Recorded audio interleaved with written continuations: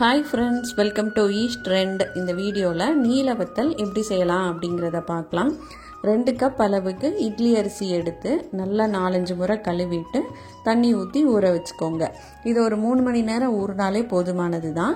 நீங்கள் காலையில் வத்தல் போட போகிறீங்க அப்படின்னா நைட்டே ஊற வச்சா கூட ஓகே தான். நான் நைட்டே ஊற வச்சிருந்தேன். இப்போ காலையில் கிரைண்டரில் போட்டு கொஞ்சம் கொஞ்சமாக தண்ணி சேர்த்து நல்லா மை போல் அரைச்சி வச்சுக்கலாம். இப்போ இதை ஒரு பவுலில் மாற்றியாச்சு. 2 கப் அளவு அரிசிக்கு 6 கப் அளவுக்கு தண்ணி சேர்த்தா கரெக்டாக வரும். அதில் 4 கப் இந்த குக்கரில் சேர்த்துக்கிறேன், 2 கப் மாவில் சேர்த்துக்கிறேன்.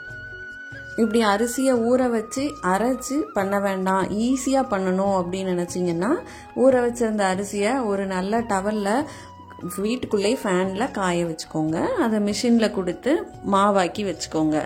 இன்னும் உங்களுக்கு எப்போ வத்தல் போடணும் அப்படின்னு நினைக்கிங்களோ அந்த மாவு எடுத்து தண்ணியில் கலந்துட்டு அப்படி கூட வத்தல் செய்யலாம். இப்போ கரைச்சி வச்சுருந்த மாவை தண்ணி கொஞ்சம் சூடானதும் அதில் நம்ம சேர்த்து நல்லா கலந்து விட்டுக்கலாம். கொஞ்சம் நேராக கட்டி ஃபார்ம் ஆகும். அதை இந்த மாதிரி லைட்டாக கரண்டியை வச்சு நீங்கள் அழுத்தி விட்டாலே ஈஸியாக மாவாயிரும். அப்படி இல்லை அப்படின்னா இந்த மாதிரி பொட்டேட்டோ மேஷரை வச்சு கூட லைட்டாக அழுத்தி விட்டுக்கலாம். இப்போ அடுப்பு லோ ஃப்ளேமில் தான் இருக்குது. இதில் 3 பச்சை மிளகாய் எடுத்து இஞ்சி பூண்டு இடிக்கிற கல்லில் இந்த மாதிரி இடித்து சேர்த்தாச்சு.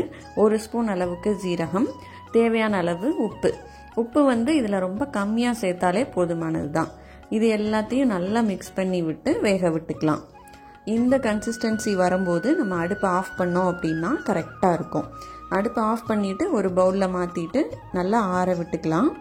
இந்த மாதிரி ஸ்டார் மாதிரி இருக்கிற அச்சை நான் எடுத்திருக்கேன். இடியாப்ப புளியிற உலக்கில் சேர்த்துட்டு நம்ம வத்தலை நீளமாக இழுத்து விட்டுக்கலாம்.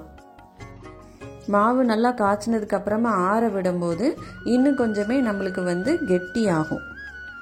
அப்போ நம்மளுக்கு போடுறதுக்கு ரொம்ப ஈஸியாக வந்துடும்.